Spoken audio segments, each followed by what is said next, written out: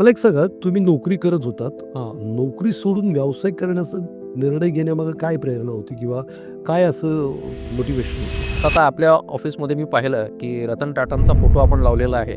खूप-खूप अभिनंदन म्हणजे एवढ्या मोठ्या महान व्यक्तीचा आपण फोटो लावलेला आहे. तर रतन टाटांचं एक वाक्य खूप छान आहे, की जे स्ट्रेट वेज असतात म्हणजे सरळ मार्ग जे असतात, ते एखादा चांगला ड्रायव्हर कधी घडवू शकत नाही. एक व्यावसायिक होण्यामध्ये वाचनाची काय भूमिका आहे? कारण मी तर आता तुम्ही जे सांगताय फडकेंचं तुम्ही एक जेव्हा पुस्तक वाचल्यातच प्रेरणा मिळाली. हे वाचन खूप चांगलं होतं म्हणून कदाचित तुम्ही उद्योजक झाला असं म्हणता येईल का? किंवा एक उद्योजक होण्यासाठी वाचनाची काय भूमिका असू शकते? जे स्वामी विवेकानंदांनी सांगितलं, की आपण अमृताचे पुत्र आहोत. तर प्रत्येक व्यक्ती जो आहे, तो ईश्वराचा अंश आहे. फक्त त्याने स्वतःला ओळखणं गरजेचं आहे. 70 पेक्षा जास्त तुम्ही आत्मचरित्र मला वाटतं लिहिलेली आहे. हो. तर काय अनुभव होता या 70 लोकांचा किंवा तुम्हाला काय वाटलं हे सगळं करताना? वाचन नष्ट झालेलं नाही. कारण जेव्हा वाचन आणि लेखन जेव्हा बंद पडेल, त्यावेळी समजायचं की संपूर्ण जीवनच संपलेलं आहे. म्हणजे 64 विद्यांमध्ये तर सगळ्यात मोठी विद्या कुठली असेल, तर ती लेखनाची विद्या आहे. व्यवस्थापन, कुटुंब आणि व्यवसाय याच्यासाठी समर्थ रामदासांचं लेखन किंवा दासबोध किती महत्त्वपूर्ण ठरू शकतं? की आपण समर्थांचा दासबोध जेव्हा वाचतो, तेव्हा आपोआप आपल्या घरातलं वातावरण पण चांगलं होतं. आपल्या शेजाऱ्यांशी संबंध चांगले होतात. आपण जिथे नोकरी करतो आहोत, तिथल्या लोकांशी आपले संबंध चांगले होतात. नमस्कार मित्रांनो. विजेता कॉर्नर रिअल हिरो या पॉडकास्टमध्ये मी आकाश गुंदावले परत एकदा तुमचं मनापासून स्वागत करतो. तुम्ही जे काही प्रेम देत आहात, त्यामुळेच आम्ही वेगवेगळ्या क्षेत्रातल्या वेगवेगळ्या दिग्गजांना, वेगवेगळ्या हिरोजला या पॉडकास्टमध्ये इन्व्हाईट करू शकतो आणि त्यांच्या अनुभवातून आपण खूप काही शिकत असतो. जगण्याची प्रेरणा, उमेद आपण मिळवत असतो किंवा मोठं होण्याची प्रेरणा मिळवत असतो. आजही आपल्याकडे असेच एक रिअल हिरो आलेले आहेत, ज्यांनी खूप साऱ्या कंपन्यांमध्ये कॉर्पोरेट ट्रेनिंगच्या माध्यमातून खूप साऱ्या कामगारांच्या आयुष्यामध्ये वर्क एफिशियन्सी असेल, स्ट्रेस मॅनेजमेंट असेल, अशा वेगवेगळ्या विषयावरती काम केलं आहे.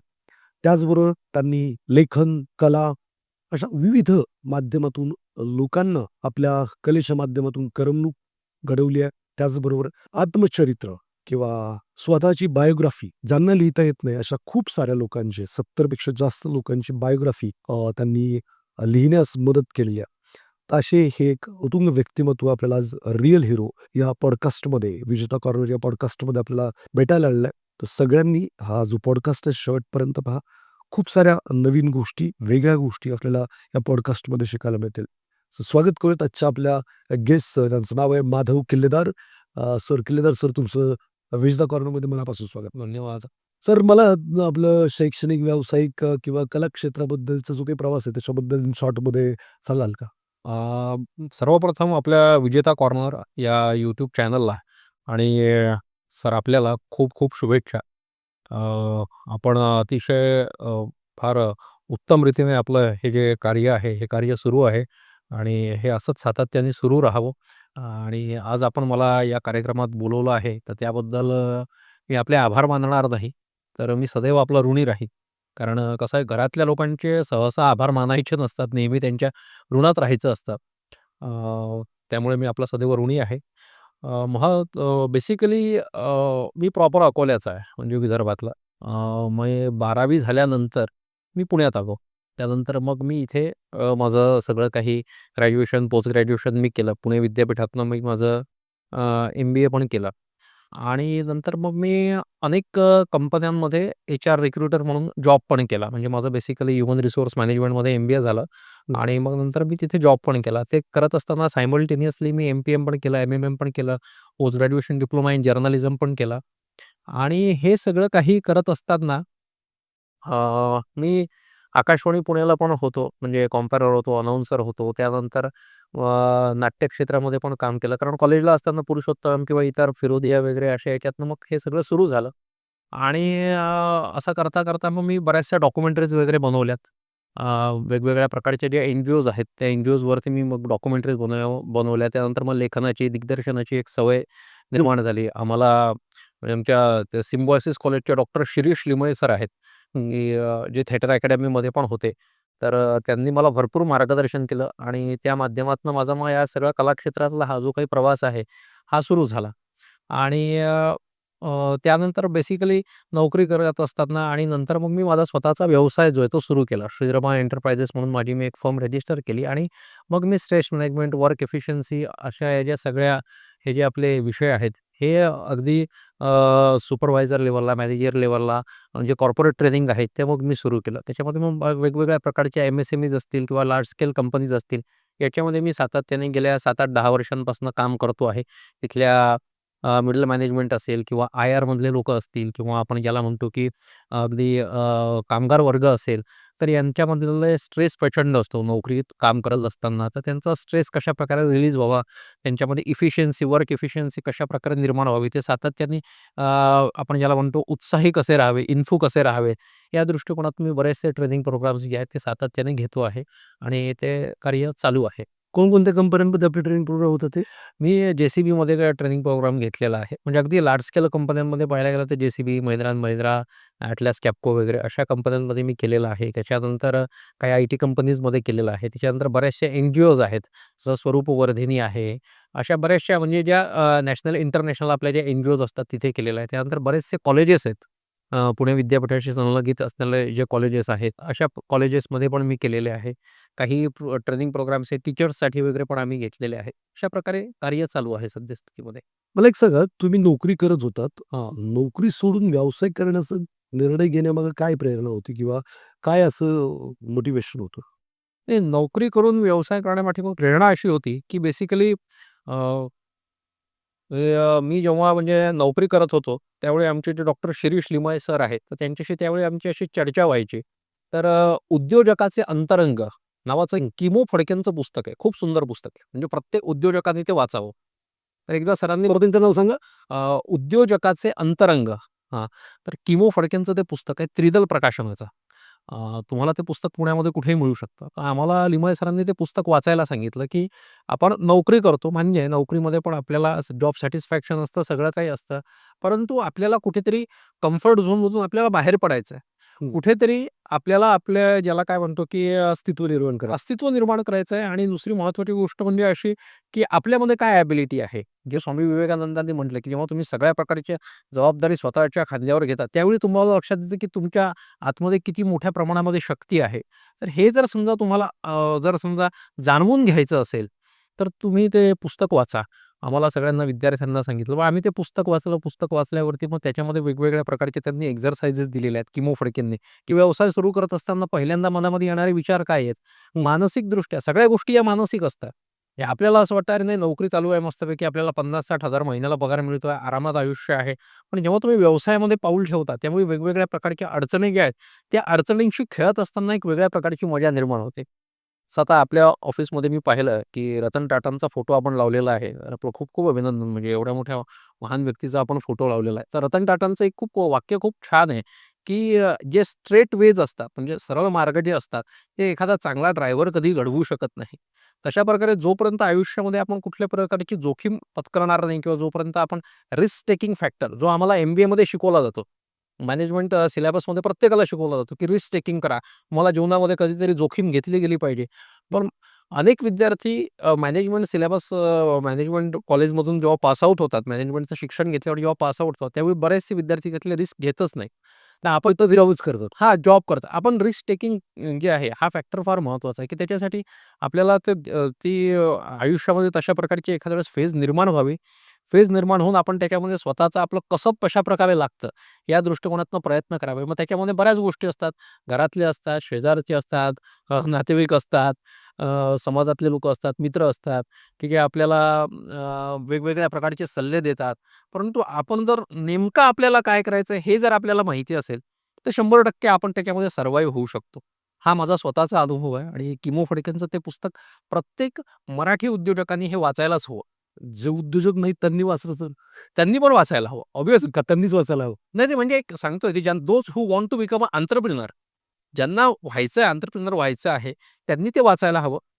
आणि जे आहेत ऑलरेडी त्यांनी पण ते वाचायला हवं. बऱ्याच वेळा असं होतं सर, की व्यवसायात तुम्ही पण स्वतः एक मोठे व्यावसायिक आहात.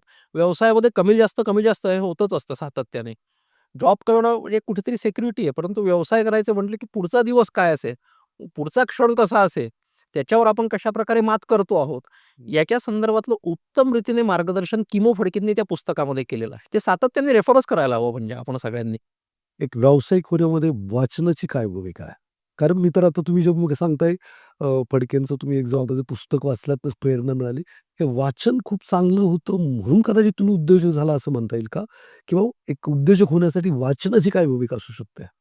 वाचन हे बेसिकली आपलं चौफेर असायला हवं. म्हणजे तुम्हाला जर उद्योजक व्हायचं आहे, तर आपलं वाचन हे चौफेर असायला हवं. फक्त वर्तमानपत्र वाचणं असंच नव्हे, वेगवेगळ्या प्रकारच्या कथा, कादंबऱ्या आणि वेगवेगळ्या प्रकारच्या विचारसरणीचं, वेगवेगळ्या प्रकारच्या विचारधारांचं तुमचं वाचन असायला हवं. आणि वाचनाचा उपयोग हा आपल्या व्यावसायिक जीवनामध्ये आपल्याला सातत्याने येत असतोच. म्हणजे आता आपण शिवाजी महाराजांचं, छत्रपती शिवाजी महाराजांचं जर समजा जीवनचरित्र वाचलं, तर आपल्या लक्षामध्ये येतं, की अतिशय बिकट अशा परिस्थितीमध्ये शिवाजी महाराजांनी कशा प्रकारचे निर्णय घेतले.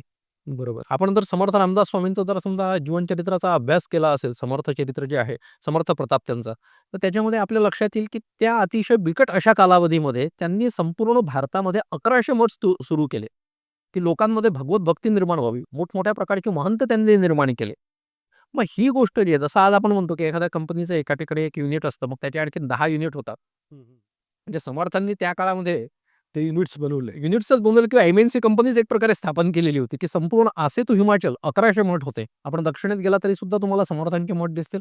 उत्तरेत गेला तरी सुद्धा तुम्हाला समर्थांचे मठ दिसतील. यांचं सगळ्यांचं हे मॅनेजमेंट कशाप्रकारे चालायचं त्या कालावधीमध्ये, तर त्याचं जे शास्त्र आहे, ते शास्त्र तशा प्रकारे निर्माण करण्यात आलं.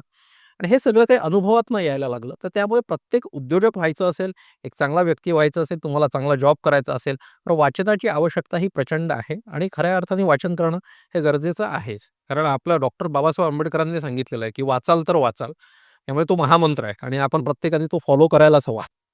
अर्थात माझ्या ऑडियन्सला पण माझं म्हणणं असं आहे, की हा फार महत्त्वाचा आहे. डॉक्टर बाबासाहेब आंबेडकरांनी किंवा खूप साऱ्या लोकांनी वाचनाचं महत्त्व सांगितलं. सर आज परत एकदा ते अधोरेखित करताय.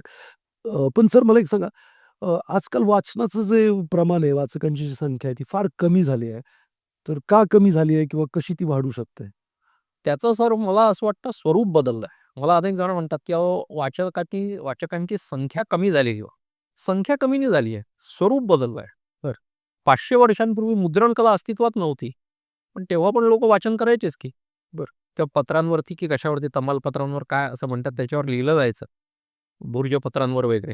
लोकं तेव्हा पण वाचन करायचेच की. जशी-जशी मुद्रण कला अस्तित्वात आली, पुस्तक छपाई करण्यात आली. छपाईची कला आपण ज्याला म्हणतो प्रिंटिंग. ते आल्यानंतर लोकांची वाचनीयता वाढली. ते झाल्यानंतर सुद्धा आपण जसं म्हणतो, की पुढे आता सोशल मीडिया आलेला आहे. आता आपण ई-बुक्स वगैरे आपण वाचत असतो. तर याचं ॲक्चुअली स्वरूप बदलत चाललेलं आहे. वाचन नष्ट झालेलं नाहीये. कारण जेव्हा वाचन आणि लेखन जेव्हा बंद पडेल, त्यावेळी समजायचं की संपूर्ण जीवनच संपलेलं आहे. म्हणजे 64 विद्यांमध्ये हं. तर सगळ्यात मोठी विद्या कुठली असेल, तर ती लेखनाची विद्या आहे. त्यामुळे जोपर्यंत आपला हात चालतो आणि जोपर्यंत आपले डोळे ते अक्षरं वाचतायत, तोपर्यंत जीवन सुरू आहे, असं मला वाटतं. त्यामुळे वाचकांची संख्या कमी झालेली नाहीये. स्वरूप बदललं आहे. हां, आपण त्याला असं म्हणू शकतो, की सुरुवातीच्या काळामध्ये म्हणजे 15-20 वर्षांपूर्वी आपण असं म्हणूयात, की 20-25 वर्षांपूर्वी असं म्हणूयात आपण सर, की तेव्हा वेगवेगळ्या प्रकारचे माध्यमं नव्हते. चित्रपट किंवा टीव्ही हेच एक माध्यम होतं. तर त्यामुळे लोकं प्रत्यक्ष पुस्तक विकत घ्यायचे, वाचायचे, त्याचा अभ्यास करायचे. आज थोडंसं पुस्तक विकत घेणाऱ्यांची संख्या कमी झाली असेलही कदाचित. तसं म्हणता येणार नाही. परंतु आता जर आपण पुणे पुस्तक महोत्सव पाहिला, तर कितीतरी वाचक तिथे येतात. कितीतरी मोठ्या प्रमाणामध्ये पुस्तकांचा खप तिथे होतो. म्हणजे उलाढाल मोठ्या प्रमाणावरती होते. मागच्या वर्षी आपण जर पाहिलं असेल तर आपल्या लक्षात येईल ते. तर मला असं म्हणायचं की वाचकांची संख्या ही त्यांचं स्वरूप बदलत चाललेलं आहे आणि हळू ते आणखीनही बदलेल म्हणजे काही वर्षांनी. नाही म्हणजे आता माझ्या काळात किंवा आपल्या काळात असं म्हणूयात, की टीव्ही नव्हता किंवा बरेचसे सोशल मीडिया नव्हतं, तर आपण पुस्तकं वाचत होतो. हो. पण आता आपणच मी म्हणतो स्क्रोलिंग करत बसलेलो आहे. ते Instagram, Telegram जे काय आहे, हो, हो. नुसते व्हिडिओवरती व्हिडिओ पाहतोय. त्याच्यामुळे कदाचित वाचन कमी झालंय. माझ्या बाबतीत तरी माझा अनुभव सांगतो. अच्छा. हां. कदाचित वाचकांचा तसा अनुभव असेल तर नक्की मेन्शन करा खाली चॅट बॉक्समध्ये. तुम्हाला काय वाटतं, की ह्या जे काही रील्स आहे, हे इन्स्टंट ग्रॅटिफिकेशन किंवा इन्स्टंट हॅपीनेस मिळवण्यासाठी बघितल्या जातात मोठ्या प्रमाणात. मुलांचं पण मी बघितलं तर कल फक्त मोबाईल चालण्यावरती जास्त आहे. तर तिथे वाचतायत का रीलच बघतायत हेही समजत नाही. सो वाचकांनी वाचकांची संख्या वाढण्यासाठी काय सल्ला तुम्ही सोसायटीला किंवा आमच्यासारखी लोकं जे आता रीलमध्ये अडकलेत, त्यांनी कसं याच्यातून बाहेर पडावं? नाही, याच्यामध्ये एक आहे, की आपल्या स्वतःचा मनाचा कंट्रोल, मनाचा ताबा जो आहे, तो आपण स्वतः ठेवायला हवा आणि आपण एक स्वतःला एक सवय घ्यायला हवी, की मी दिवसातनं 1 तास, अर्धा तास का होईना, मी वाचन करेन. जर मी 2 तास मोबाईल पाहतोय ना, तर मी किमान 1 तास तरी वाचन करेन. आणि लहान मुलांच्या बाबतीमध्ये आपण असं म्हणू शकतो सर, की आई-वडिलांनीच मुळात वाचनाची सवय त्यांना लावावी. आई-वडील जर समजा वाचन करत असतील, तर ते आपोआप तो एक संस्कार जो आहे, तो मुलांमध्ये आपोआप तो निर्माण होतो. म्हणून वाचनाची सवय ही आपण स्वतःच्या मनाला सांगणं गरजेचं आहे. एक दिनचर्या आपली असावी. जसं असं म्हणतात, की आमचे सुनीलजी चिंचोळकर खूप छान म्हणायचे, की जर समजा तुमची दिनचर्या नसेल, तर हं. तुमची चर्या दिन होईल. बरं. म्हणजे तुमचं तर तुमचं एक शेड्यूल असायला हवं, की सकाळी उठल्यावरती मी साधारणतः सगळं काही व्यायाम वगैरे केल्यानंतर किंवा सगळं काही आवरल्यावरती किंवा अर्धा तास तरी एखादं पुस्तक वाचेल किंवा मी महिन्याभरामध्ये 2 पुस्तकं संपवेल. कुठल्याही प्रकारचं वाचन नसेल, कुठल्याही स्वरूपातलं असेल. ही आपण स्वतःला सवय लावणं गरजेचं आहे. जेव्हा आपण स्वतःला तशा प्रकारची सवय लावू, त्यावेळी आपोआपच ती सवय आपल्या कुटुंबात लागेल. कुटुंबामध्ये लागल्यानंतर आपोआप त्याचा एक चांगला परिणाम हा संपूर्ण सोसायटीमध्ये पण निर्माण होईल, असं मला वाटतं. बऱ्याच लोकांचं असं मत आहे, आम्ही पुस्तकं तर विकत घेतो किंवा इन्स्पायर होतो. वाचन महत्वाचं आहे. खूप हं. सारे लोकं सांगत असतात, पुस्तकं घेतो. पण एक 4-6 पानं वाचतो आणि परत ते वाचनच होत नाही किंवा पूर्ण पुस्तक वाचन होत नाही, असं पण बऱ्याच लोकांची कंप्लेंट असते. नाही, त्याच्या पाठीमागचं कारण असं आहे, की एकतर तो आळस असू शकतो. हं, हं. आपण आपल्या आयुष्यवृत्तीवर आपण स्वतः यश मिळवायला हवं. म्हणजे आपल्याला आवडतं ते साहित्य आपण वाचायला हवं, ते वाङ्मय आपण वाचायला हवं आणि पुस्तक जे आहे, त्यातनं आपल्याला खूप मोठ्या प्रमाणावरती नॉलेज मिळणार आहे. आपल्याला ज्ञानप्राप्ती होणार आहे. अशा दृष्टिकोनातून आपण जर ते वाचलं, तर मग मला असं वाटतं, की तो एक वाचन यज्ञ होईल. की जो यज्ञ आपण करू शकू आणि प्रत्येकाने ते करणं गरजेचं आहे. म्हणजे तुम्ही म्हणलं ते खूप दिनचर्या असली पाहिजे आणि थोडंसं डिसिप्लिन असलं पाहिजे. म्हणजे असंही होऊ शकतं, की तुम्ही जर दिवसात 5 पानं ते 10 पानं वाचण्याची जरी हॅबिट लावली, तरी 150 पानाचं पुस्तक 15 दिवसात संपेल. 5 पानं वाचायला सुरुवात केली तरी 30 दिवसामध्ये 150 पानाचं पुस्तक संपू शकेल. हा ट्राय पण करता येऊ शकेल. हो. सर तुम्ही लिहिलेल्या पुस्तकांबद्दल काय सांगाल? कोणकोणती पुस्तकं तुम्ही लिहिलीत किंवा मी आतापर्यंत समर्थकृत व्यवस्थापन एक पुस्तक लिहिलं. त्यानंतर मी लिहिलंय समर्थ नेतृत्व आणि यावर्षी माझी समर्थांवर बरीचशी पुस्तकं येत आहेत. हे पण या सध्या पुस्तकामध्ये समर्थांनी जे काही एच-आरच्या नियमांबद्दल बोललंय त्याच्या ती पुस्तक आहेत किंवा काय? बेसिकली काय झालं, की मी ज्यावेळी एम-बी-ए करत होतो, त्यावेळी आम्हाला एक गेस्ट लेक्चरर आले होते. परदेशातून आले होते. मी त्यांनी आम्हाला एक साधा प्रश्न विचारला, की "हू इस द पायोनियर ऑफ मॅनेजमेंट?" बरं. व्यवस्थापन शास्त्राचा जनक कोण आहे? आता आम्ही आमच्या शिक्षणानुसार जे काही शिकलो, पीटर ड्रकर वगैरे अशी नावं सांगितलीत त्यांना. त्यामुळे ठीक आहे, योग्य आहे. पण ही पाश्चिमात्यांची नावं झाली, लक्षात घ्या मग. खऱ्या आता अर्थाने ते स्वतः पाश्चिमात्य होते. ते स्वतः पाश्चिमात्य होते. ते ते युरोपियन लोकांची नावं झाली. पण तुम्हाला सांगतो म्हणे, व्यवस्थापन शास्त्राचे जनक हे समर्थ रामदास स्वामी. बरं. कारण दासबोधामध्ये जे समर्थांनी क्रक्स मांडून ठेवलेत, जसं त्यांनी मूर्ख लक्षणं सांगितली आहेत, पडतं मूर्ख लक्षणं सांगितली आहेत, महंत लक्षणं सांगितली आहेत.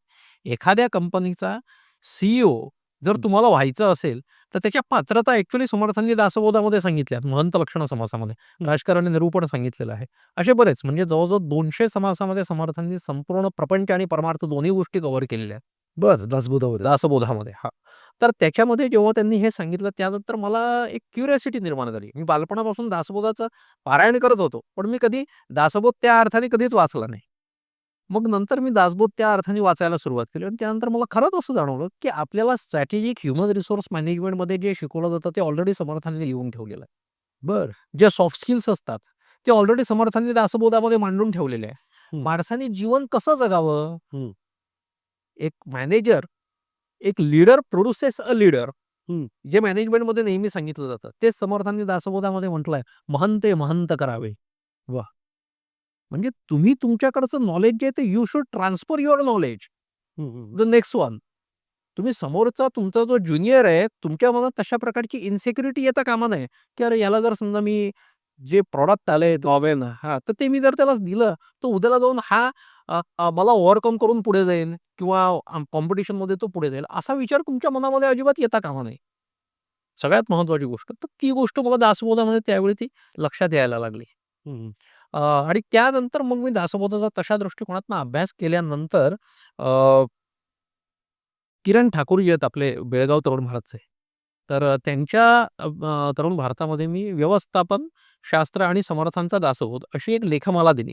बरं. आणि बालमुकुंद पत्की तिथे हे होते, संपादक होते आणि जवळ-जवळ 60 लेख मी तिथे दिले आणि मग त्या 60 लेखांचं जे आहे ते समर्थकृत व्यवस्थापन असं पुस्तक कॉन्टिनेंटल प्रकाशनाने केलं. डॉक्टर सच्चिदानंद शेवडे आहेत. हं. त्यांनी त्या प्रकाशनाला माझं नाव सुचवलं, की माधव किल्लेदारची अशी लेखमाला आहे, तर तुम्ही कृपया तसं ते हं. पुस्तक काढा. आणि मग ते पुस्तक जे आहे ते काढण्यात आलं. आणि त्यानंतर नागपूरला पण एक तरुण भारत आहे, की हं. तिथे मी एक समर्थ नेतृत्व नावाची एक लेखमाला दिली होती 27 लेखांची. त्याचं पुस्तक पुण्यातले नितीन खैरे म्हणून आहेत नाविन्य प्रकाशनाचे. तर त्यांनी त्याचं पुस्तक केलं समर्थ नेतृत्व, की ज्याचं मागच्या वर्षी प्रकाशन सोहळा झाला. डॉक्टर विजय लाड म्हणून आहेत. त्यांच्या हस्ते त्याचा प्रकाशन सोहळा झाला आणि संपूर्ण प्रिंट मीडिया, इलेक्ट्रॉनिक मीडियामध्ये त्याच्याविषयीच्या बातम्या वगैरे पण आल्या होत्या. तर ही माझी 2 पुस्तकं झाली. आता समर्थ कुटुंब, समर्थ व्यवस्थापन, समर्थ संघटना किंवा समर्थ संघटन, समर्थ संघटन, समर्थ नियोजन अशा प्रकारची माझी बरीचशी जी पुस्तकं आहेत, जी समर्थांच्या संबंधित आहेत किंवा तुम्हाला आश्चर्य वाटेल सर, पण कसं बोलावं याविषयी दासबोधामध्ये समर्थांनी 500 ओव्या दिलेल्या आहेत. बापरे! हां. तर त्याच्याशी संबंधित पण जसं आपण कम्युनिकेशन स्किल म्हणतो ना, प्रत्येक जण आपण कॉलेजमध्ये असताना सीएस हा विषय असतोच आपल्याला. बरोबर. पण समर्थांनी ऑलरेडी ते सांगून ठेवलेलं आहे. तर त्याच्या संदर्भात पण एक पुस्तकाचा माझा सद्यस्थितीमध्ये एक प्रकल्प चालू आहे. त्याचं एक लिखाण करणं चालू आहे.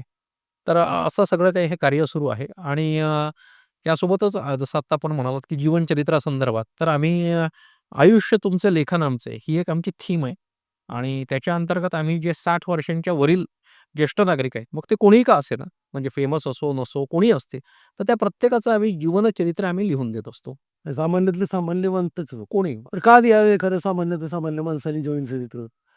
बेसिकली कसं आहे, की प्रत्येक माणसाचं जीवनचरित्र हा एक प्रकारचा यज्ञच आहे. बरं. तुम्ही सोसायटीमधल्या लोकांना लोकं तुम्हाला किती ओळखतात किंवा ओळखत नाहीत. हं. पण प्रत्येकाने त्याच्या जीवनामध्ये काहीतरी असामान्य कार्य हे केलेलंच आहे. आम्ही 5 जण युनिक आहे. युनिक आहे. प्रत्येक जण युनिक आहे. आणि आता जर समजा तुम्ही मला विचारलं, की तुमच्या मागच्या 12 पिढ्यांची नावं सांगा. तर मी इथून माझ्या पूर्ण मागच्या 12 पिढ्यांची नावं मी सांगू शकतो. बरं. हां. गोविंद पद्मनाभ जे होते ते आमचे मूळ पुरुष आहेत. बरं. हां, तिथून आतापर्यंत माधव किल्लेदारपर्यंत मी सगळं सांगू शकतो.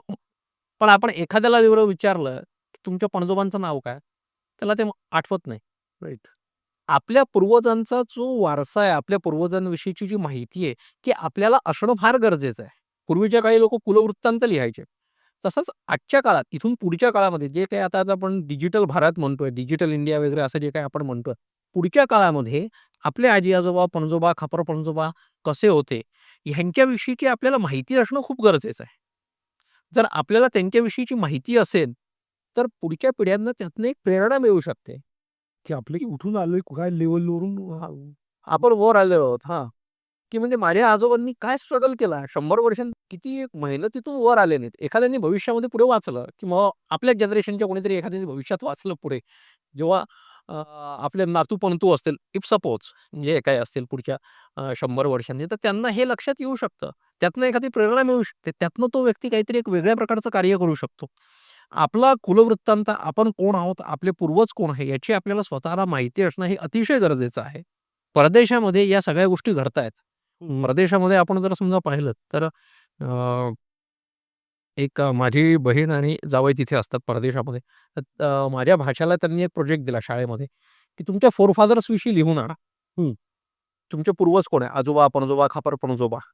म्हणजे ते डॉक्युमेंटेशन आपल्याकडे असणं गरजेचं आहे. म्हणूनच आपल्या भारतामध्ये सुद्धा आम्ही ही थीम आम्ही जी आहे ती सुरू केलेली आहे, की ज्यात आम्ही सर्व ज्येष्ठ नागरिकांचं आम्ही जीवनचरित्र लिहून देतो. हे केवळ आणि केवळ त्यांच्या कुळापुरतं, त्यांच्या पुढच्या पिढ्या येणाऱ्या पिढ्यांपुरतं एक तो कृतज्ञतेचा जो वारसा आहे, तो वारसा त्यांच्यापर्यंत जावा. हा त्या पाठीमागचा याच्यामध्ये हा उद्देश नाही की सोसायटीने सगळ्यांनी त्याचं वाचून बसावं. नाही, नाही, नाही. फक्त आता जसं किल्लेदार म्हणून मी आहे, तर माझ्या आजोबा जे आहेत नरहर किल्लेदार, त्यांचं जीवनचरित्र हे मला माहिती असणं गरजेचं आहे. जर मला ते माहिती असेल, तर माझ्या लक्षात येईल, की माझ्या आजोबांनी काय कार्य केलेलं आहे किंवा दत्तात्रय किल्लेदार हे माझे पणजोबा आहेत. त्यांनी त्याच्यामध्ये काय काम केलेलं आहे. त्यांच्या जीवन कालखंडामध्ये त्यांनी काय-काय प्रकारच्या प्रसंगांना त्यांना तोंड द्यावं लागलं, कशाप्रकारे त्यांनी स्वतःचं संपूर्ण जीवन व्यतीत केलेलं आहे. हे माझ्या पुढच्या कुळापर्यंत, पुढच्या पिढ्यांपर्यंत ते माहिती असणं गरजेचं आहे. या उपर कोणाला जर असं वाटत असेल, की बाबा आम्ही तुमच्याकडून जीवनचरित्र लिहून घेतलंय आणि आम्हाला पब्लिश करायची इच्छा आहे. It's well and good.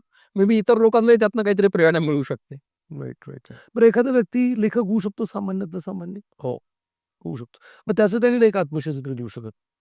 लिहू शकतात की. काहीच प्रॉब्लेम त्या नाही. कामी तुम्ही काय मदत करू शकता त्यांना समजा? बेसिकली आयडिया देऊ शकतो. आता जीवनचरित्र लिहायचं आहे की आत्मचरित्र लिहायचं आहे. याच्या संदर्भातली आम्ही त्याला व्यवस्थितरित्या आयडिया देऊ शकतो, की त्यांनी कशाप्रकारे ते लिखाण करावं, कशाप्रकारे तो सिक्वेन्स त्यांनी लक्षात घ्यावा. याच्या संदर्भातलं आम्ही देऊ शकतो. कसं आहे, की दैनंदिनी लिहिणं आणि प्रत्यक्ष आत्मचरित्र लिहिणं याच्यामध्ये फार फरक आहे. बरं. अशी काही कार्यशाळा वगैरे तुम्ही घेता का? की समजा एखादं काही लोकांना स्वतः स्वतः लिहायचं आहे किंवा असा काही विचार आहे का कार्यशाळा वगैरे बनवण्याचा? भविष्यामध्ये घेऊयात. भविष्यामध्ये आणखीन आम्ही थोडेसे एक्सपिरियन्स होऊयात ना. आता गेल्या 2 वर्षांपासून आम्ही हे कार्य करतो आहोत. बरं 70 पेक्षा जास्त तुम्ही आत्मचरित्र मला वाटतं लिहिलेली आहे. हो. तर काय अनुभव होता या 70 लोकांचा किंवा तुम्हाला काय वाटलं हे सगळं करत असताना? प्रत्येक व्यक्ती जसं सर आपण म्हणालात ते युनिक आहे. प्रत्येकाचा जीवन प्रवास हा वेगवेगळा आहे. प्रत्येकाचा जीवनाकडे बघण्याचा दृष्टिकोन हा वेगवेगळा आहे. त्यामुळे प्रत्येक जण म्हणजे आपण असं म्हणूयात, की प्रत्येकाचं आयुष्य हे नदीसारखं आहे आणि ती प्रत्येक नदी ही समुद्राला शेवटी जाऊन मिळते. अशा प्रकारचा एक अनुभव त्याच्यामध्ये आम्हाला जाणवला, की प्रत्येकामध्ये प्रत्येक मनुष्यामध्ये काही ना काहीतरी असामान्यत्व हे आहेच. ते जगापर्यंत आला नाही किंवा नाही येत ती गोष्ट सोडून देऊ. परंतु प्रत्येकाने जीवनामध्ये खाचखळगे हे बघितलेलेच आहेत. म्हणजे आम्ही जेवढ्या ज्येष्ठ नागरिकांचं आम्ही जीवनचरित्र पाहिलं, त्याच्यामध्ये 2-4 गोष्टी आल्या. एक म्हणजे असं आहे, की आता आम्ही जे काही लिहून दिलेलं आहे, त्याच्यामध्ये बरेचसे ज्येष्ठ नागरिक हे स्वातंत्र्यपूर्व काळात जन्माला आलेले आहेत. त्यानंतर किंवा थोडेसे आधी असं म्हणूयात, तर तिथून पुढे किंवा काही लोकांनी स्वतःच्या आई-वडिलांचं जीवनचरित्र, आजी-आजोबांचं जीवनचरित्र लिहून घेतलं, की जे अतिशय जुन्या कालखंडातले होते. परंतु त्या कालावधीमध्ये असलेली भारतातली राजकीय परिस्थिती, भारतातली सामाजिक परिस्थिती, त्या कालावधीमध्ये असलेली भारतातली कौटुंबिक परिस्थिती, या सगळ्या गोष्टींचा इनडायरेक्टली आमच्याकडून अभ्यास झाला. हं, हं, हं. म्हणजे आजचा आपला जो आपण भारत म्हणतोय, की आज भारत आपली एक महाशक्ती झालेली आहे. आज जगातली 3ऱ्या क्रमांकाची आपण सगळ्यात मोठी महाशक्ती आहोत. म्हणजे आता आपण एक सुप्रीम पॉवर होऊ काही वर्षांमध्ये.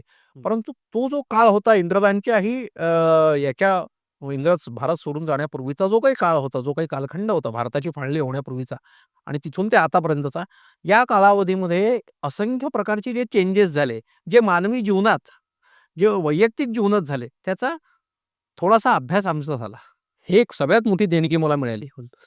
बघा मला बागबान नावाचा पिक्चर बघितला होता. हो, हा एक सामान्य व्यक्ती होता, हो, जो आपल्या मुलांसाठी आयुष्य झिजवतो आणि पुढे फक्त तो स्वतः काही कामधंदा नाहीये, का बायको सोडून गेली हो. तो स्वतःचं काहीतरी लिहितो आणि पुढे ते बागबान म्हणून ते चरित्र प्रसिद्ध होतं आणि जगविख्यात म्हणजे त्याला पब्लिसिटी मिळते. म्हणजे कोणती स्टोरी सामान्य आहे किंवा असामान्य आहे हे जोपर्यंत ती कागदावर येत नाही तोपर्यंत ठरवू शकत नाही. ना इन शॉर्ट बागबान बघितल्यानंतर हो. मला जे सुचतंय प्रत्येकाने काय हरकत नाही आपला जो काही प्रवास आहे इतरांना प्रेरणा देऊ शकतो. फार लोकांना नाही दिलं तर आपल्या येणाऱ्या पिढीला तरी ती प्रेरणा प्रेरणा मिळू शकते. मिळू शकते. हा उद्देश खूप छान वाटला मला. तुमची ही जी काही सुरुवात झाली आत्मचरित्र लिहायची कुठून झाली आणि का तुम्हाला वाटलं की सगळ्या माणसांनी हे पुढं करावं? माझे बंधू आहेत, अजय भावे म्हणून. ते ए-बी-पी माझाला आहेत. सीनियर व्हिडिओ एडिटर आहेत आणि माझे समर्थांवरची पुस्तकं आलेले होते आणि त्यांचा एक दिवस मला फोन आला, की म्हणे माधव माझ्या ओळखीमध्ये एक जोशी गुरुजी म्हणून आहेत ठाण्याचे. वेदशास्त्र संपन्न आहेत आणि प्रचंड एक्सपिरियन्स आहेत. म्हणजे त्यांनी कितीतरी ठाणे किंवा मुंबई या भागामध्ये गेले 80 वर्षांना 70 वर्षांपासून त्यांचं कार्य सुरू आहे. तर त्यांची इच्छा आहे, की त्यांचं एक जीवनचरित्र असावं, की जे त्यांच्या पुढच्या पिढ्यांसाठी प्रेरणादायी ठरावं. तर 2 वर्षापूर्वी त्यांच्याशी बोलणं झालं माझं. तर म्हटलं, "अरे," म्हटलं, "दादा मी असं कधी लिहिलेलं तर नाहीये," म्हटलं. "प्रयत्न करून पाहतो. भेटून पाहू. जमलं तर ठीक, अदरवाईज पाहावं." भेटलो गुरुजींना. त्यांच्याशी चर्चा केली. ते आपल्या इथे जे घैसास गुरुजी आहेत पुण्यातले, आपल्याला माहिती असेल वेदभवन, मोरेश्वर घैसास. तर त्यांचे हे शिष्य जोशी गुरुजी आणि मग त्यांचं सातवण नावाचं जीवनचरित्र जे आहे, ते भगवंतांनी माझ्याकडून लिहून घेतलं आणि ते मी त्यांना दिलं. आणि मग माझ्या मनामध्ये असा विचार आला, की जर हे एखाद्या व्यक्तीचं होऊ शकतं, की जे असं ते गुरुजी जवळ-जवळ काहीतरी 88-89 वर्षांचे आहेत. एखाद्या ज्येष्ठ नागरिकाचं हे होऊ शकतं, तर हे प्रत्येक व्यक्तीचं होऊ शकतं. म्हणजे माझे आजोबा आहेत, माझे पणजोबा आहेत. प्रत्येकाचं माझे आई-वडील आहेत, की जे आता 60 वर्षांपेक्षा वरील आहेत. प्रत्येक ज्येष्ठ नागरिकाचं आपण जीवनचरित्र आपण लिहून देऊ शकतो. आणि मग त्या थीमची सुरुवात झाली आणि मग मनामध्ये ती इच्छा म्हणजे एक संकल्प आला, आयुष्य तुमचे, लेखन आमचे. आणि मग त्या दृष्टिकोनातून आम्ही कामाला सुरुवात केली आणि यातनं काही गोष्टी अशा झाल्या, की यातनं जे लोकं चांगले लिहू शकतात, ज्यांना उत्तम रीतीने एखादी संकल्पना दिल्यावरती ते फुलवू शकतात, अशांना एक चांगला रोजगार पण यातनं मिळाला आमच्या कंपनीतर्फे, शामराज प्रकाशनातर्फे. जे चांगले आर्टिस्ट आहेत ते उत्तम रीतीने रेखाचित्र काढू शकतात आणि स्वार्थातून परमार्थ अशा दोन्ही गोष्टी यातनं साध्य होत आहेत. फंटास्टिक. बरं एखाद्या व्यक्तीला लेखक व्हायचं असेल, तर काय कशी सुरुवात करावी? कोणत्या गोष्टी कराव्यात? कोणत्या गोष्टी टाळाव्यात? सगळ्यात पहिल्यांदा लेखक व्हायचं असेल तर मी हेच सुचवेल, की तुम्ही सर्व प्रकारचं वाचन करा. वाचनाशिवाय लेखक होऊ शकत नाही. नाही, अजिबात. आणि तुम्ही महत्त्वाचं म्हणजे कुठल्याही विचारसरणीत तुम्ही अडकून पडू नका. तुम्ही सर्व विचारसरणींचा अभ्यास करा. तुम्ही जर समर्थांचा दासबोध वाचत असाल, तर तुम्ही मॅक्झिम गॉर्कीचा आई नावाची कादंबरी पण वाचा. तुम्ही मृत्युंजय वाचत असाल, तर तुम्ही छावा पण वाचा. व्हॉटएव्हर. तुम्ही जर समजा मराठीमधलं काही वाङ्मय वाचत असाल, साहित्य वाचत असाल, तर तुम्ही अरिस्टॉटल असेल, सॉक्रेटिस असेल यांचा सुद्धा तुम्ही तत्त्वज्ञानाचा अभ्यास करा. तुम्ही कन्फ्युशियसचा तत्त्वज्ञानाचा त्यावेळेस तुम्ही परिपक्व, विचारवंत किंवा लेखक होऊ शकाल. होऊ शकाल. तुम्ही जर म्हणाल, की मी बालपणापासून माझं जे अपब्रिंगिंग आहे किंवा माझं जे सराउंडिंग आहे ते असं आहे, की मी या वातावरणात वाढलोय, त्यामुळे मी विरुद्ध विचारांचं काही वाचन करणार नाही, तर मग तुम्ही एक परिपक्व लेखक होऊ शकणार नाही. कारण तुम्हाला ते माहितीच नाहीये. तुम्हाला नाण्याची दुसरी बाजू कुठे माहिती आहे. आणि हे सगळं काही करत असताना यातनं तुम्ही स्वतः न्यूट्रल राहणं गरजेचं आहे. म्हणजे तुम्हाला लेखक व्हायचं आहे, पण तुम्ही यातनं स्वतः न्यूट्रल राहणं गरजेचं आहे. म्हणजे अगदी भगवान श्रीकृष्णांसारखं सगळ्यात असून त्यातनं बाहेर पडायचं. सगळ्यात असून सगळ्यात नसणं म्हणजे भगवान श्रीकृष्ण. तर अशा प्रकारे लेखकाची ती मानसिकता पहिले तयार होणं गरजेचं आहे, की सर्व बाजूंनी चहूबाजूंनी त्याचा विचार करणं आणि तो विचार आपल्या साहित्याच्या माध्यमातून आणणं आणि जेणेकरून संपूर्ण मानव समाजाला त्याचा फायदा व्हायला हवा. म्हणजे लेखकाची ती एक वेगळ्या प्रकारची मी असं म्हणतो, की नैतिक जबाबदारी आहे, की माझ्या लेखनामुळे कुठलाही सामान्यातला सामान्य वाचक सुद्धा दुखावला जाऊ नये. वाह! त्याला आनंदच मिळायला हवा. आनंद मिळायला हवा, प्रेरणा मिळायला हवी, हा सगळ्यात. पण आता सोशल मीडियात मी खूप सारे लेखक होताना पाहतोय. म्हणजे मी 20-22 वर्षाची पोरं पण मी हे पुस्तक लिहिलंय सर, असे आयडेंटिटी कार्ड जसं देतात तसं पुस्तक देतात. हो. आता त्याला मिशाई नीट फुटलेले नाही आहेत आयुष्याचा. काय अनुभव आहे हा मला प्रश्न पडतो. आणि असा काहीतरी मोठा टॉपिक असतो त्या पुस्तकावरती लिहिला किंवा हो. वजनदार त्या पुस्तकाचं नाव असतं काहीतरी. सो हे जे नवीन लेखक येत आहे त्यांच्याबद्दल काय बोलाल? नाही, त्यांचे प्रयत्न चांगले आहेत. आपण खरंच त्यांना मोटिव्हेट करायला हवं. त्यांना म्हणजे त्यांचा नाही तर मला त्याला त्यांना ते पुस्तक लिहायचं आहे हं. आणि मी लेखक आहे किंवा माझी एक आयडेंटिटीमध्ये काय ॲड व्हावं, हं. एवढंच इंटेन्शन वाटतं त्याच्यामध्ये. हो, नाही बरोबर आहे. आता कसं आहे, की शेवटी तो वयाचा परिणाम आहे. आता माझ्या या वयामध्ये ॲट द एज ऑफ 35 मला थोडीशी जी काही मॅच्युरिटी आलेली आहे, ती वयाच्या 20व्या वर्षी एवढी नव्हती. तेव्हा मी पण त्यांच्यासारखाच होतो. अर्थात तेव्हा काही एवढा मोठा सोशल मीडिया नव्हता 15-1 वर्षापूर्वी. हं. परंतु ते जे काही करतायत तो प्रयत्न उत्तम आहे. फक्त आता गरज अशी आहे, की त्यांना योग्य मार्गदर्शनाची गरज आहे. म्हणजे एक छोटंसं उदाहरण म्हणून आपल्याला मी सांगतो, की आमच्या कॉर्पोरेट ट्रेनिंगमध्ये मी नेहमी ते उदाहरण घेतो, की एक मेणबत्ती आहे आणि ती अशी आपण सरळ धरली हं. आणि ती पेटवली, तर ती पेटते. कारण ऑक्सिजनची गरज असते. तीच मेणबत्ती आपण अशी उलटी केली आणि ती पेटवली, तर ती विझते. ऑक्सिजन आहे, सगळं आहे, सगळं आहे. का बरं विझते? कारण डायरेक्शन बदललेलं आहे. तर सगळ्यात पहिल्यांदा तुमच्या विचारांना आधी तुम्ही एक दिशा द्या. तुम्हाला योग्य मार्गदर्शन जे आहे ते तुम्ही मिळवण्याचा प्रयत्न करा. जर तुम्हाला तशा प्रकारचं योग्य मार्गदर्शन मिळालं, तर तुमच्यातली जी सृजनात्मकता आहे, जी काही तुमच्यामध्ये असलेला जी काही एक चांगली क्रिएटिव्हिटी आहे, ती क्रिएटिव्हिटी आपोआप कागदावर उतरेल आणि त्यातनं तुमच्यासहित संपूर्ण समाजाचं कल्याण होऊ शकेल. मी बरेचशा लोकांची जी पुस्तकं हाताळली त्याच्यानंतर. हो. माझ्याच ओळखीतली खूप सारी लोक आहेत, ज्यांना 4 वाक्य नीट बोलायला सांगितली किंवा लिहायला सांगितली ते येऊ शकत नाहीत. हो. अशा लोकांनी पुस्तकं लिहिली आहेत आणि जेव्हा ती पुस्तकं पाहिली तेव्हा मला असं वाटलं, की ते एआयच्या मदतीनं किंवा अजून कशाच्या मदतीनं ते केलेलं आहे आणि त्यांना फक्त ते नाव पाहिजे किंवा मी एक ऑथर आहे असं त्यांना दाखवायचं आहे. अशा लेखकांबद्दल काय म्हणाल? नाही चांगलं आहे. त्यांना आपण खरं तर मी जसा हा विषय काय आहे, की आपण शेवटी त्यांचं अभिनंदनच करायला हवं. त्यांच्याविषयी वाईट बोलण्यात खरं काही अर्थ नाही. पण एकच आहे, की त्यांनी फक्त तुम्ही जसं म्हणालात, की बाबा कृत्रिम बुद्धिमत्ता किंवा काय, तर त्यांनी स्वतःची जी नैसर्गिक बुद्धी आहे तिचा विचार करावा, तिचा वापर करावा आणि त्या दृष्टिकोनातनं त्यांनी लिखाण करावं आणि लेखन ही सर्वश्रेष्ठ दर्जाची कला आहे. तर तुम्ही माझ्याकडून काय चांगलं होईल याच्या दृष्टीने प्रयत्न करावा. केवळ आणि केवळ मी लेखक आहे आणि मला लोकांपर्यंत ते समाजापर्यंत हे व्हायचंय, पोहोचायचं आहे किंवा मला एक काहीतरी स्थान मिळवायचं आहे, अशा प्रकारचा विचार तुम्ही करू नका. म्हणजे एक उदाहरण खूप छान आहे. एक दिवस लोकमान्य टिळकांना एक गृहस्थ भेटायला आले. ते म्हणाले, "तुम्हाला जसं लोकं लोकमान्य म्हणतात, तसं मलाही म्हणावं. हां, हां. याकरता मी काय करावं?" लोकमान्य टिळक त्यांना म्हणाले, की "तुम्ही ही अपेक्षा सोडून द्या, की लोकांनी तुम्हाला लोकमान्य म्हणावं किंवा समजावं. ही अपेक्षा धरून जर तुम्ही जगणार असाल, तर लोकं तुम्हाला कधीच लोकमान्य म्हणणार नाहीत." बरोबर. तर तशाच प्रकारे जे लेखक यांना इच्छा आहे, खूप आनंदाची आणि चांगली गोष्ट आहे. कारण प्रत्येकाला काही ना काहीतरी जीवनामध्ये एक वेगळं अस्तित्व निर्माण करायचं असतं. आपण त्यांना शुभेच्छा द्यायला हव्या. परंतु हे सगळं काही करत असताना माझा कुठेही तोल ढासळता कामा नये आणि मी जे काही लिखाण करेल ते उत्तम दर्जाला करायला हवं. अशा प्रकारची जर तुमची मानसिकता असेल, तर त्याच्यामध्ये काहीतरी तुम्हाला मिळू शकेल. त्याच्यामध्ये तुम्हाला एक काहीतरी सकारात्मकता तुम्हाला मिळू शकेल.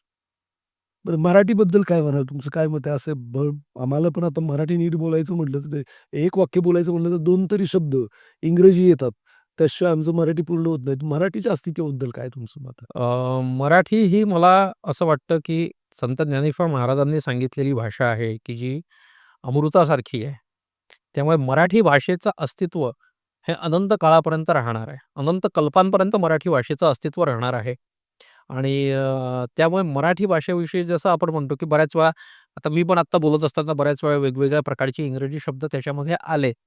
परंतु मराठी भाषा ही इतकी सर्वसमावेशक आहे, की ती सर्व भाषांमधलं सर्व प्रकारचं वाङ्मय, सर्व प्रकारचं साहित्य, सर्व प्रकारचे शब्द यांना पचवून पुन्हा एकदा ती तिच्या मूळ रूपामध्ये येत असते. त्यामुळे भविष्यामध्ये मराठी भाषा ही जास्तीत जास्त प्रमाणामध्ये लोकांमध्ये रुजेल. आज आपण तसं म्हणतो, की आपल्या मराठी भाषेला जो काही एक दर्जा देण्यात आलेला आहे, साहित्यिक दर्जा जो काही आपल्या मराठी भाषेला जो काही अभिजात भाषेचा दर्जा देण्यात आलेला आहे. तर भविष्य काळामध्ये फक्त भारतच नव्हे, तर जगभरामध्ये मराठी भाषेचं एक वेगळं स्थान असेल, की मराठी भाषेमध्ये लोकांची कारकीर्द सुद्धा होऊ शकेल. म्हणजे तुम्हाला मराठी चांगलं बोलता येतं का? तुम्ही मग मराठी चांगल्या प्रकारे जसं आता आपण पाहतो ना, English coaching classes, speaking classes वगैरे, तसं Marathi speaking classes, coaching classes असा सुद्धा भविष्यकाळ येऊ शकेल, असं मला वाटतं. वाह! छान. लोकं म्हणतात मराठी संपत चालली आहे आणि तुम्ही जो काही भविष्य मराठीबद्दल व्यक्त करताय, तर ते ऐकून फारच छान वाटलं. मला एक सांगा आपण थोडंसं तुमच्यावरतीच येऊयात. तुम्ही आत्तापर्यंत किती लोकांचे जे काही आत्मचरित्र लिहिलं, त्यातले तुमच्या दृष्टीनं किती लोकं महान होते? महान सगळेच असतील, पण असे कोणत्या नोन व्यक्तींचे तुम्ही आत्मचरित्र लिहिलेत? 2 व्यक्तींपैकी सुमनताई धर्माधिकारी म्हणून आहेत. की ज्या आपल्या जुन्या काळातल्या एक ॲक्ट्रेसेस आहेत. आहेत सध्या 95 वर्षांच्या आहेत. आणि त्यांचा प्रवास खूप म्हणजे खडतर असा प्रवास होता. पण त्यांनी स्वतःच्या अभिनयाच्या बळावर मराठी आणि हिंदी फिल्म इंडस्ट्रीमध्ये एक वेगळं नाव निर्माण केलं. आणि खरंच म्हणजे त्या प्रेरणादायक आहेत. म्हणजे त्या कालावधीमध्ये अगदी म्हणजे स्वातंत्र्यानंतरचाच अगदी जो काही काळ सुरू झाला होता आपला 1950, 56, 57 तर त्या कालावधीमध्ये त्यांचं घार हिंडते आकाशी असेल किंवा त्यांचं शेर शिवराय नावाचं नाटक असेल. घार हिंडते आकाशी हे एकपात्री प्रयोग होता त्यांचा. शेर शिवराय हा श्रीकांत मोघेंसोबतचं नाटक होतं किंवा डॉक्टर लागूंसोबतचं हिमालयाची सावली आणि राजदत्तांची एक मालिका होती पहा, गोट्या नावाची एक मालिका होती. त्याच्यात राधाक्कांचं त्यांनी कॅरेक्टर केलं होतं किंवा शिर्डीचे साईबाबा नावाचा एक जुना चित्रपट त्याच्यात त्यांनी एक चांगली भूमिका केली होती. तर मला त्यांचं जीवनचरित्र फार म्हणजे प्रेरणादायक वाटलं बेसिकली. आणि त्याच्यातनं मला 2 गोष्टी महत्त्वाच्या वाटल्या. त्या म्हणजे अशा की कलाक्षेत्राविषयी फार वेगवेगळ्या प्रकारचे समज आणि गैरसमज आहेत. विशेषतः स्त्रियांबाबत. तर मला असं वाटतं की मी नाट्ययोगिनी नावाचं जे जीवनचरित्र आम्ही लिहून दिलं, आयुष्य तुमचे लेखन आमचे. तर ते नाट्य आणि चित्रपट क्षेत्रातल्या लोकांनी आवर्जून वाचावं. नितीन हिरवे म्हणून आहेत. त्यांचं संवेदना प्रकाशन आहे आणि त्यांनी ते ॲक्चुअली प्रकाशित केलंय आणि राजदत्तांच्या हस्ते त्याचं प्रकाशन झालं होतं. सुमनताई धर्माधिकाऱ्यांची जी मोठी मुलगी आहे, राणी शिरोडकर त्यांनी आम्हाला हा प्रोजेक्ट दिला होता आणि तो अतिशय उत्तम रीतीने आम्ही त्यांना पूर्ण करून दिला आणि ते पुस्तक खूप गाजलं. तर सगळ्यांनी ते पुस्तक आवर्जून वाचावं आणि एकंदरीतच आपल्याला हे जाणवेल त्याच्यामध्ये, की अ, वेगवेगळ्या आघाड्यांवरती एखादी स्त्री, एखादी महिला ही कशाप्रकारे यशस्वी होऊ शकते. म्हणजे आपण स्त्रीला जे असं म्हणतो, की आपण तिला जगदंबेचं रूप म्हटलंय किंवा दुर्गा माता वगैरे असं आपण जे काही म्हणतो प्रत्येक स्त्रीला. तर खरोखर स्त्रियांमध्ये प्रचंड ऊर्जा असते, प्रचंड एनर्जी असते, किंवा प्रचंड सकारात्मकता असते आणि त्यांच्यामध्ये कर्तृत्व पण प्रचंड असतं. तर ते आपल्याला त्याच्यातनं वाचायला मिळू शकेल आणि प्रेरणा पण पुढच्या पिढ्यांना त्यातनं मिळू शकेल. तुम्ही पण नाटक किंवा मला वाटतं आठवण नावाची मालिका तुम्ही काहीतरी हो, केली. आठवणी नावाची बऱ्याच वर्षांपूर्वी केली होती. हो. हां, हां. तर तुमचं त्या अनुभवाबद्दल काय सांगाल? नाट्य आणि चित्रपट क्षेत्रात मी 2008 पासून आहे. मी बऱ्याच एकांकिका लिहिल्या आहेत. मी आकाशवाणीला पण होतो, पुणे आकाशवाणीला कॉम्पायरर होतो, अनाउन्सर होतो. विद्यावाणी जे आहे आपलं पुणे विद्यापीठाचं हं. कम्युनिटी रेडिओ युनिव्हर्सिटी तिथे पण मी बरेचसे प्रोग्राम्स केलेले आहेत आणि नाट्य आणि चित्रपट क्षेत्र हे अतिशय उत्तम आहे, खूप सुंदर आहे. तुम्ही बेसिकली कशा प्रकारची कलाकृती त्याच्यामध्ये सादर करताय, तुमचा स्वतःचा त्याच्याकडे बघण्याचा दृष्टिकोन काय आहे? अजूनही मी बऱ्याचशा डॉक्युमेंटरीज वगैरे बनवत असतो. अनेक एन-जी-ओजवरती मी डॉक्युमेंटरीज बनवत असतो. तर तुम्ही आर्ट फिल्मच्या साइडने काम करता आहात, की तुम्ही कमर्शियली तुम्ही काम करता आहात, हा एकदा फक्त तुमचा दृष्टिकोन एकदा जर तयार असेल, म्हणजे नेमकं आपल्याला काय करायचं आहे त्या क्षेत्रात, तर मग इट्स वेल एंड गुड. म्हणजे तुम्हाला कमर्शियल नाटकांमध्ये कामं करायची आहेत, की तुम्हाला प्रायोगिक करायचं आहे, हे जर तुम्हाला त्यातली माहिती असेल, तर इट्स वेल एंड गुड. म्हणजे या माध्यमातून आपल्याला उत्तम रीतीने कामही करता येऊ शकतं, एक वेगळा आनंद पण आपल्याला मिळू शकतो आणि आपला एक माणूस म्हणून आपला एक ज्याला आपण म्हणतो, की एक प्रगल्भता पण आपल्यामध्ये एक निर्माण होऊ शकते. नक्कीच. मला सांगा ज्या लोकांना लेखक व्हायचं आहे किंवा ज्या लोकांना अभिनय क्षेत्रात यायचं आहे, कला, चित्रपट किंवा लेखन याच्यामध्ये करियर करायचं आहे, अशा लोकांसाठी काय सल्ला द्याल? अ, सगळ्यात पहिल्यांदा त्यांनी स्वतःला ओळखावं हं. आणि अ, दुसरी महत्त्वाची गोष्ट म्हणजे थोडंसं विस्डम ज्याला आपण म्हणतो, विवेक. स्वतःची विवेकशक्ती जागृत ठेवून स्वतःची जी ज्याला म्हणतो आपण ते उत्तम रीतीने शैक्षणिक करिअर चांगलं करावं. शिक्षणाच्या बाबतीमध्ये अजिबात हेळसांड करू नये आणि उत्तम दर्जाचं शिक्षण घ्यावं. उत्तम दर्जाची नोकरी करावी. म्हणजे कारण चित्रपट आणि नाट्यक्षेत्र हे शेवटी हातावरचं पोट आहे. म्हणजे जो मला अनुभव आहे त्यानुसार मी नाव मोठं असतं पण घरात खर्चायला पैसे नसतात. हां, हां. असं बऱ्याच वेळा होतं. त्यामुळे चित्रपट आणि नाट्यक्षेत्र हे हातावरचं पोट आहे. त्यामुळे तुमचं एक फिक्स इन्कम सोर्स हा कुठेतरी असावा. तुमचा एक व्यवसाय असावा, तुमची एखादी नोकरी असावी. आणि छंद म्हणून तुम्ही करू शकता. हां, सुरुवातीला तुम्ही एक छंद म्हणून ते करा. जसं इंग्रजीमध्ये आपण म्हणतो, hobby becomes a vocation and vocation becomes a profession. मग तशा दृष्टिकोनातनं जर तुम्हाला चांगल्या अपॉर्च्युनिटीज मिळत असतील, तर मग त्याच्यामध्ये तुम्ही पुढे जाऊ शकता. राइट. आणि मोठे-मोठे आर्टिस्टची नावं ऐकतो आपण. त्यांनी नोकरी करत किंवा काहीतरी व्यवसाय सांभाळत मग ते ॲक्टर झाले, डायरेक्टर झाले हो, आणि पुढे त्याच्यामध्ये प्रचंड यश मिळाल्यानंतर त्यांनी ते जॉब किंवा त्यांचं हो, हो. लाईफ बदलून इकडे ते त्यांनी करियर केलं. तो हा खूप चांगला मोलाचा सल्ला आहे, की बुवा अ, हे जे चित्रपट सेक्टर आहे किंवा कला सेक्टर आहे, याच्यामध्ये जाण्याअगोदर तुम्ही शिक्षण आणि तुमचं उत्पन्न रोजमर्राचं जे काही जीवन हो. जगावं लागतं, ते सांभाळून मग करता येईल. छान सल्ला होता. लेखक व्हायचं तर. लेखक व्हायचं आहे तर सगळ्यात पहिल्यांदा मला असं वाटतं, की बालपणापासून जसं आपल्याला लिहायला, वाचायला येतं, तेव्हापासून तुम्ही मनाचे श्लोक वाचावेत. मनाच्या श्लोकांचा अभ्यास करावा बालपणापासून. त्याच्यानंतर तुम्ही ज्ञानेश्वर महाराजांची ज्ञानेश्वरी, तुकाराम महाराजांची गाथा, समर्थ रामदास स्वामींचा दासबोध, अ, भागवत, एकनाथ महाराजांचा भागवत, या सर्व संत साहित्याचा, संत वाङ्मयाचा बेसिकली साहित्य नव्हे, संत वाङ्मयाचा आपण आधी अभ्यास करावा. त्यानंतर वेगवेगळ्या प्रकारच्या विचारसरणींचा आपण अभ्यास करावा. सगळ्यात महत्त्वाची गोष्ट म्हणजे मानव समाज जो आहे, त्याच्या इतिहासाचा आधी आपल्याला अभ्यास असणं गरजेचं आहे. म्हणजे पार अश्मयुगापासून आपण जसं 2ऱ्या-3ऱ्या वर्गात असताना ते शिकलेलो. अश्मयुगीन मानव होता, मग चाकाचा शोध लागला, जे काही आहे प्राचीन अर्वाचीन.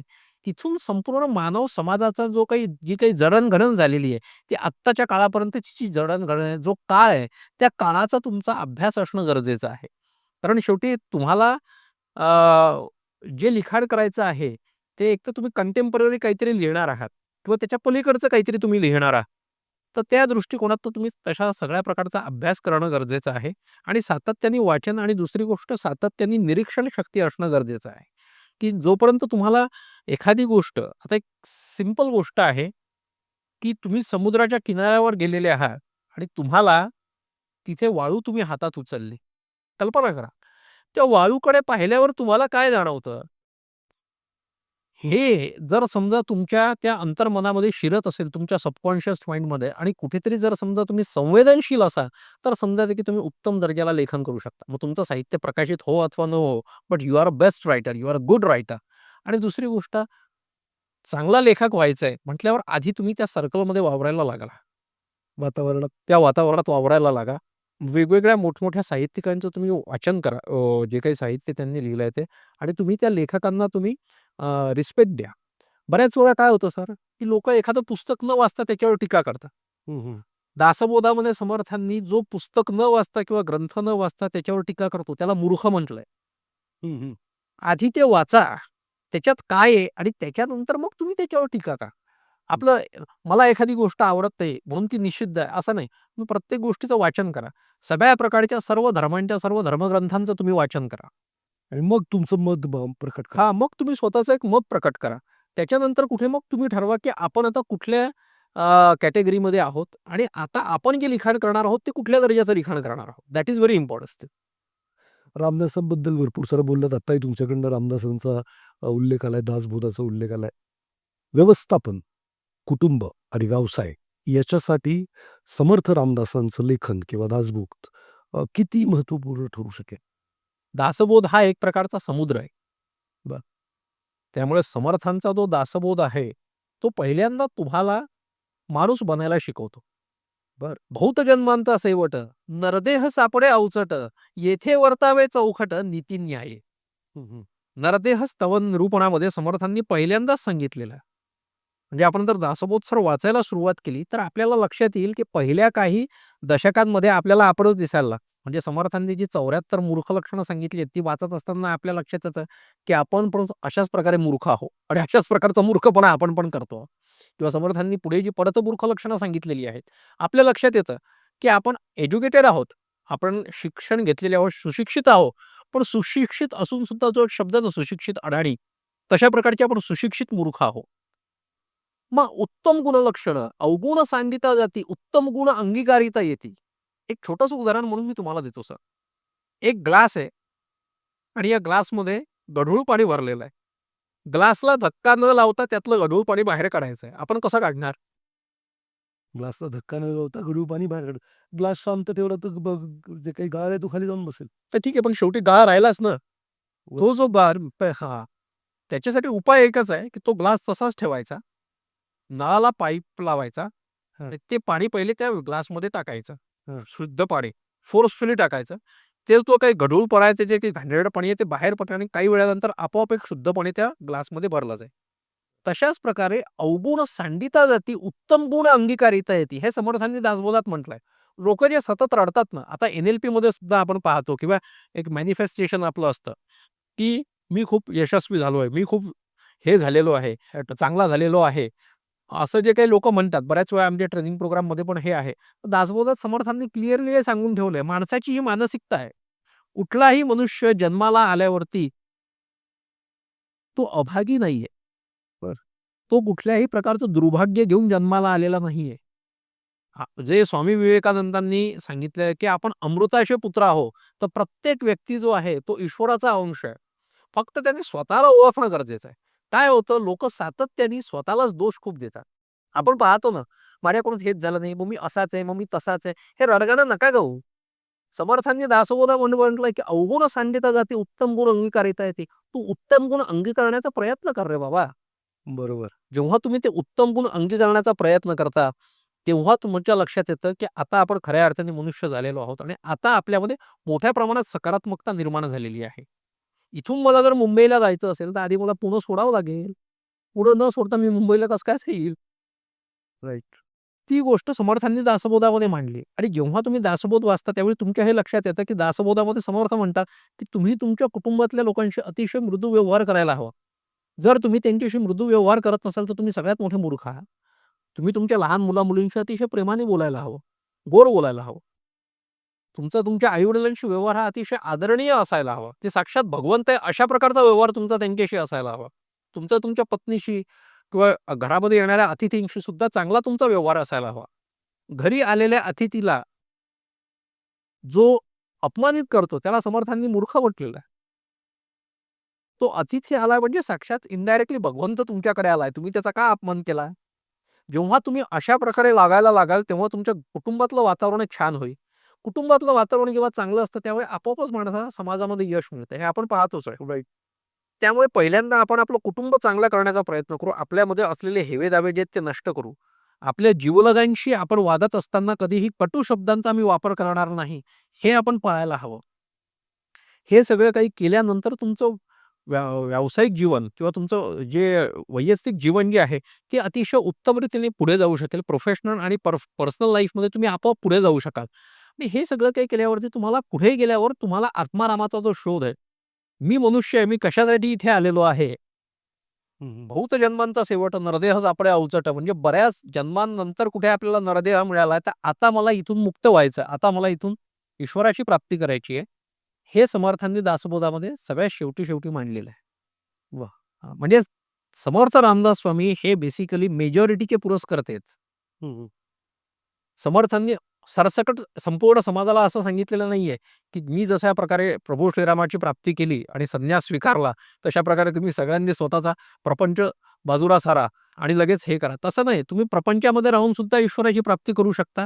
पण ते करण्यासाठी म्हणून दासबोध ही एक प्रकारची गुरुकिल्ली आहे. त्याचा तुम्ही अभ्यास केल्यावर तुमच्या हे लक्षात येईल, की आपण समर्थांचा दासबोध जेव्हा वाचतो, तेव्हा आपोआप आपल्या घरातलं वातावरण पण चांगलं होतं. आपल्या शेजाऱ्यांशी संबंध चांगले होतात. आपण जिथे नोकरी करतो आहोत, तिथल्या लोकांशी आपले संबंध चांगले होतात आणि असं करता-करता मग पुढे आपल्याला जे ईश्वराची प्राप्ती करायची आहे, जी एक आपल्याला आत्मानुभूती घ्यायची आहे, जो एक आत्मज्ञानाची प्राप्ती अगदी आपण असं म्हणूयात, की ते नंतर मग आपल्याला आपोआप प्राप्त होतं. कारण जे जे भेटीचे भूत ते ते पाविजे भगवंत. मला जो व्यक्ती माझ्या वैयक्तिक जीवनामध्ये मला भेटतोय, त्याच्यामध्ये मला पहिल्यांदा ईश्वराला शोधता आलं पाहिजे. जर मला ते शोधता आलं, तर आपोआपच एक दिवस मला ईश्वर प्राप्त होईल. फॅन्टास्टिक. खूपच छान. प्रत्येकाने दासबोध किंवा समर्थ रामदास मी तर असं म्हणेल, की भारतीय जे काही साहित्य आहे ते फारच परिपक्व आहे. मी खूप साऱ्या ठिकाणी ऐकलं, की गीतेमधून खूप सारे डिव्होशनल बुक्स निघाले, जे पाश्चिमात्य देशांनी लेखकांनी प्रकाशित केले आणि नंतर आपल्याला आता रिअलाईज होतं, की ते सगळं गीतेमध्ये होतं किंवा अजून आपल्या जे काही ग्रंथ आहेत त्याच्यामध्ये म्हणजे सापडतं. तसं तुम्ही आत्ता सांगितलं, की व्यवस्थापनाच्या रिलेटेड कुटुंब व्यवस्थित ठेवण्यासाठी, व्यावसायिकदृष्ट्या सक्षम होण्यासाठी दासबोध सुद्धा तेवढंच पॉवरफुल आहे. तेव्हाच पॉवरफुल आहे. हे फार नवीन होतं माझ्यासाठी सुद्धा आणि मला वाटतं ऑडियन्ससाठी पण खूप नवीन असणार आहे. नक्कीच सरांनी जे काही सुमन धर्माधिकारी यांची जी कादंबरी सांगितली तीही वाचावी. कारण 100 वर्षापूर्वी एक बाई सिनेमा किंवा तोंडाला लाली लिपस्टिक लावून जसं समोर जाते, तो काळ कसा होता आणि तिथून उभा राहून इथपर्यंत पोहोचते. हा जो प्रवास आहे तो खूप काही प्रेरणा देणारा नक्कीच असेल. मी सुद्धा नक्की वाचणार आहे. त्याचबरोबर दासबोधाचं पठण करणं खूप गरजेचं आहे. हा जो काही पॉडकास्ट आहे, कुठे ना कुठे कोणतीही गोष्ट सुरू केली, तर ते पीकला पोहोचताना एक शेवट येते, लँडिंग करायला लागतं ज्याला आम्ही म्हणतो. तर हे लँडिंगला आपण आता पोहोचलेलो आहे. सो मी असं म्हणेल, की सरांचा जो काही आयुष्य तुमचं लेखन आमचं हा जो कन्सेप्ट मला खूप मनापासून आवडला. याचं कारण आहे, की कोणतंही सामान्य आयुष्य हे इतरांसाठी प्रेरणादायक ठरू शकतं. जसं मी बागबानचं एक्झाम्पल दिलं, तर तुमचं पण आयुष्य कदाचित इतरांसाठी प्रेरणादायक ठरू शकतं. येणाऱ्या पिढ्यांसाठी ते नक्कीच ठरू शकतं. आणि ही जे काही सरांची मुव्हमेंट आहे आत्मचरित्र लिहिण्याची, ही खूपच चांगली आहे. तुम्हाला कशी वाटली? किंवा तुम्हाला वाटतं का तुमच्या आई-वडिलांचं आत्मचरित्र लोकांपर्यंत पोहोचलं पाहिजे, तुमच्या मुलांपर्यंत पोहोचलं पाहिजे, त्यांच्या मुलांपर्यंत पोहोचलं पाहिजे किंवा तुमचं पोहोचलं पाहिजे? तर नक्कीच सरांचा संपर्क क्रमांक मी खाली देणार आहे. तुम्ही त्यांना भेटू शकता किंवा फोन करू शकता. आणखीनही काही व्यवसाय व्यवस्थापन असेल, कुटुंब व्यवस्थापन असेल किंवा सर वेगवेगळ्या skill related stress related program घेतात, त्याच्या रिलेटेड सुद्धा तुम्ही सरांशी संपर्क करू शकता. सर तुम्ही इथं आलात आमच्या ऑडियन्सला एक नवीन व्ह्यू दासबोधाबद्दल दिलात, आत्मचरित्राबद्दल दिलात. त्याबद्दल मी तुमचं मनापासून धन्यवाद व्यक्त करतो. So thank you very much sir. या शुअर. आणि आपण मला इथे संधी दिली त्याबद्दल पुन्हा मी सांगतो, की मी सदैव आपला ऋणी आहे आणि आपल्या विजेता कॉर्नर या यूट्यूब चॅनलला खूप खूप शुभेच्छा आणि आपल्या संपूर्ण कार्याला खूप खूप शुभेच्छा. आपल्याला सगळ्यांना, आपल्याला आणि आपल्या सगळ्या जे दर्शक आहेत या चॅनलचे, या सगळ्यांना निरोगी शतायुष्य, दीर्घायुष्य लाभावं ही मी ईश्वराचरणी, समर्थांचरणी प्रार्थना करतो. Thank you. धन्यवाद.